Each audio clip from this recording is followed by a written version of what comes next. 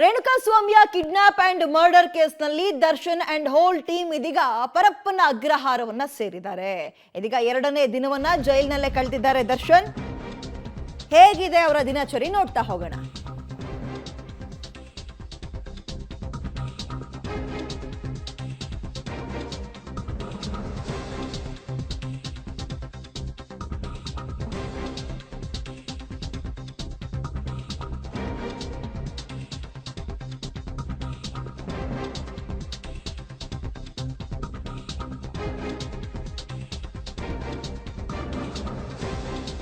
ಪರಪ್ಪನ ಅಗ್ರಹಾರದಲ್ಲಿ ಎರಡನೇ ರಾತ್ರಿ ಕಳೆದಿದ್ದಾರೆ ನಟ ದರ್ಶನ್. ಜೈಲೂಟ ಒಗ್ಗುತ್ತಾ ಇಲ್ಲ, ಪರದಾಡ್ತಾ ಇದ್ದಾರೆ. ಉಪ್ಪು ಖಾರ ಇಲ್ಲದ ಸಾಂಬಾರ್ ಮುದ್ದೆ ತಿನ್ನೋಕೆ ಕಷ್ಟ ಆಗ್ತಾ ಇದೆ. ಊಟವೂ ಕೂಡ ಸಪ್ಪೆಯಾಗಿದೆ, ಅವ್ರ ಮುಖವೂ ಸಪ್ಪೆಯಾದಂಗೆ ಕಾಣಿಸ್ತಾ ಇದೆ. ಊಟ ಮಾಡದೆ, ನಿದ್ದೆ ಬರದೆ ದರ್ಶನ್ ಒಂದ್ ರೀತಿ ವಿಲುವಿಲ ಅಂತ ಒದ್ದಾಡ್ತಿದ್ದಾರೆ ಅನ್ನೋದಕ್ಕಿಂತ ಹೆಚ್ಚಾಗಿ ಅವ್ರಿಗೆ ಏನು ಮಾಡೋದು ಅಂತ ಗೊತ್ತಾಗ್ತಿಲ್ಲ. ಈ ಕಡೆ ಊಟ ಸರಿ ಆಗ್ತಿಲ್ಲ, ಮುಂದಕ್ಕೇನು ಅನ್ನೋದ್ರ ಬಗ್ಗೆ ಚಿಂತೆ. ಇದೆಲ್ಲದರ ನಡುವೆ ಎರಡನೇ ರಾತ್ರಿಯನ್ನ ನಟ ದರ್ಶನ್ ಕಳೆದಿದ್ದಾರೆ ಪರಪ್ಪನ ಅಗ್ರಹಾರದಲ್ಲಿ. ಜೈಲೂಟ ಹೋಗುತ್ತಾ ಇಲ್ಲ. ಇಲ್ಲಿ ತನಕ ಅವರತ್ತು ಹಲವಾರು ಇಂಟರ್ವ್ಯೂಗಳಲ್ಲೂ ಹೇಳಿದ್ದಾರೆ, ಒಂದೊತ್ತು ಕೂಡ ನಾನು ವೆಜ್ ಮುಟ್ಟಲ್ಲ ಅಂತ, ನಾನ್ ವೆಜ್ ಪ್ರಿಯ ಅಂಥದ್ರಲ್ಲಿ ಜೈಲಲ್ಲಿ ಕೊಡುವಂತಹ ಅನ್ನ, ಸಾರು, ಚಪಾತಿ, ನೀರು, ಮಜ್ಜಿಗೆ ಎಲ್ಲಿ ಸಾಕಾಗುತ್ತೆ ಆ ದೇಹಕ್ಕೆ, ಎಲ್ಲಿ ಒಗ್ಗುತ್ತೆ. ಹಾಗಾಗಿ ಈ ಕಡೆ ಊಟನೂ ಹೋಗುತ್ತಾ ಇಲ್ಲ, ದಿನಚರಿಯೂ ಹೋಗ್ತಾ ಇಲ್ಲ, ಆಕ್ಟಿವ್ ಆಗಿರೋಕ್ಕಾಗ್ತಾ ಇಲ್ಲ. ಪೂರ್ತಿ ಒಂದ್ ರೀತಿ ಸೈಲೆಂಟ್ ಮೋಡ್ಗೆ ಹೋಗ್ಬಿಟ್ಟಿದ್ದಾರೆ ದರ್ಶನ್.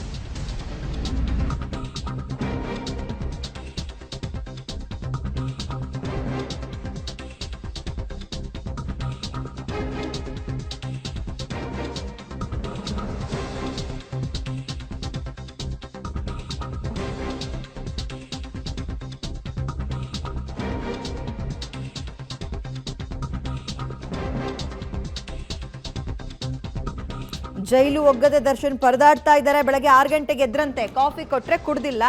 ಸಹ ಕೈದಿಗಳೊಂದಿಗೂ ಕೂಡ ಮಾತಾಡ್ತಾ ಇಲ್ಲ. ವಿನಯ್ ಅವ್ರ ಜೊತೆ ಬ್ಯಾರಿಕೇಡ್ ಹಂಚ್ಕೊಂಡು ಅಂದ್ರೆ ಒಂದೇ ರೂಮ್ ನಲ್ಲಿ ಇದ್ದಾರೆ. ಕೊಠಡಿಯಲ್ಲಿ ಚಿಂತಾಕ್ರಾಂತರಾಗಿ ಕೂತಿದಾರಂತೆ ನಟ ದರ್ಶನ್. ಪರಪ್ಪನ ಅಗ್ರಹಾರ ವಿಶೇಷ ಬ್ಯಾರಕ್ನಲ್ಲಿ ಅವ್ರನ್ನ ಇರಿಸಲಾಗಿದೆ. ಬಟ್ ಅವರಿಗೆ ಒಗ್ತಾ ಇಲ್ಲ, ಯಾವುದು ಕೂಡ ಒಗ್ಗುತ್ತಾ ಇಲ್ಲ. ಕೊಠಡಿಯಲ್ಲಿ ಏನೇನೂ ವ್ಯವಸ್ಥೆ ಇಲ್ಲ. ಸಾಮಾನ್ಯ ಖೈದಿಗಳಂತೆ ಊಟ ಕೊಡ್ತಾ ಇದ್ದಾರೆ. ಒಂದು ಚಾಪೆ ದಿಂಬು ಬೆಡ್ಶೀಟ್ ಕೊಟ್ಟಿದ್ದಾರೆ. ಊಟ ಕೊಟ್ಟಾಗ ಊಟ ಮಾಡಬೇಕು, ನಿದ್ದೆ ಬಂದಾಗ ನಿದ್ರೆ ಮಾಡಬೇಕು, ಇಷ್ಟೇ ಆಗಿದೆ. ಒಂದು ರೀತಿ ಸಾಮಾನ್ಯ ಖೈದಿಯಂತೆ ಮುದ್ದೆ ಮುರಿತಿರೋ ನಟ ದರ್ಶನ್ ಆ್ಯಂಡ್ ಗ್ಯಾಂಗ್. ಅದರಲ್ಲೂ ಪ್ರಮುಖವಾಗಿ ದರ್ಶನ್ ಅವರಿಗೆ ಇದು ಯಾವುದು ಕೂಡ ಒಗ್ಗುತ್ತಾ ಇಲ್ಲ. ಚಿಂತಾಕ್ರಾಂತರಾಗಿದ್ದಾರಂತೆ. ಬೆಳಗ್ಗೆ ಕಾಫಿ ಕೊಟ್ಟರು ಕೂಡ ಕುಡ್ದಿಲ್ಲ ಅನ್ನೋ ಮಾಹಿತಿ ಸದ್ಯಕ್ಕೆ ಸಿಗ್ತಾ ಇದೆ. ಇದು ಎರಡನೇ ದಿನ ಹೇಗೆ ಕಳೆದಿದ್ದಾರೆ ಮತ್ತು ಈಗ ಹೇಗೆ ದಿನವನ್ನು ಆರಂಭ ಮಾಡಿದ್ದಾರೆ ನಟ ದರ್ಶನ್ ಅನ್ನೋದಕ್ಕೆ ಸಂಬಂಧಪಟ್ಟಂತೆ ಸಿಗ್ತಾ ಇರೋ ಮಾಹಿತಿ. ಕೈಕಾಲಿಗೊಬ್ರು ಆಳು, ಮಾಂಸದೂಟ 3 ಹೊತ್ತು, ಹಿಂಗಿದ್ದ ದರ್ಶನ್ ಅವರ ಪರಿಸ್ಥಿತಿ ಈಗ ಹಿಂಗಾಗಿದೆ. ಹೆಚ್ಚಿನ ಡೀಟೇಲ್ಸ್ ನಮ್ಮ ಪ್ರತಿನಿಧಿ ಅಂಬರೀಶ್ ನೀಡ್ತಾರೆ. ಅಂಬರೀಶ್, ಹೇಗಿದೆ ದರ್ಶನ್ ಅವರ ಜೈಲಿನ ದಿನಚರಿ? ಆಕ್ಟಿವ್ ಆಗಿದ್ದಾರಾ, ಸೈಲೆಂಟ್ ಮೋಡ್ಗೆ ಹೋಗಿದ್ದಾರಾ? ಡೀಟೇಲ್ಸ್ ಏನಿದೆ? ವಿದ್ಯಾ, ಖಂಡಿತವಾಗ್ಲೂ ಈಗಾಗಲೇ ಜೈಲು ಸೇರಿ 2 ದಿನ ಕಳೆದಿದ್ದಾರೆ ದರ್ಶನ್ ಅವರು. ಹಾಗಾಗಿ ದರ್ಶನ್ ಜೈಲು ಪಾಲಾಗ್ತಿದ್ದಂತೆ ಸಂಪೂರ್ಣವಾಗಿ ವಿಶೇಷ ಭದ್ರತಾ ಕೊಠಡಿಯಲ್ಲಿ ಈಗ ದರ್ಶನ್ ಅನ್ನ ಇಟ್ಟಿರುವಂತದ್ದು. ಅಂದ್ರೆ ದರ್ಶನ್ಗೆ ಅಲ್ಲಿ ಕೊಠಡಿಯಲ್ಲಿ ಜೊತೆಲಿ ಬಂದಂತ 3 ಜನ ಸೇರಿ ಒಟ್ಟು 4 ಜನ ಒಂದೇ ಕೊಠಡಿಯಲ್ಲಿ ಇದ್ದಾರೆ. ಆದ್ರೆ ಎಲ್ಲ ಒಂದ್ ಕಡೆಗೆ ಐಷಾರಾಮಿ ಜೀವನ ಮಾಡ್ಕೊಂಡಿದ್ದಂತ ದರ್ಶನ್ಗೆ ಈಗ ಜೈಲಲ್ಲಿ ಕೊಡ್ತಿರುವಂತಹ ಊಟ ಎಲ್ಲಿಗೂ ಸಹ ಆಗ್ತಾ ಇಲ್ಲ. ಯಾಕಂದ್ರೆ ಜೈಲಿನಲ್ಲಿ ಕೊಡುವಂತಹ ಸಪ್ಪೆ ಊಟನ ತಿನ್ನೋದಕ್ಕೆ ದರ್ಶನ್ ಕೈಯಲ್ಲಿ ಆಗ್ತಿಲ್ಲ. ಒಂದ್ ಕಡೆಗೆ ಸರಿಯಾಗಿ ನಿದ್ದೆ ಮಾಡಕ್ ಆಗ್ತಿಲ್ಲ. ಯಾಕಂದ್ರೆ ಚಾಪೆ ಮತ್ತು ಬೆಡ್ಶೀಟ್ ಹೊರತುಪಡಿಸಿದ್ರೆ ಯಾವುದೇ ವಿಶೇಷವಾದ ಸೌಲಭ್ಯ ಅಲ್ಲಿಲ್ಲ.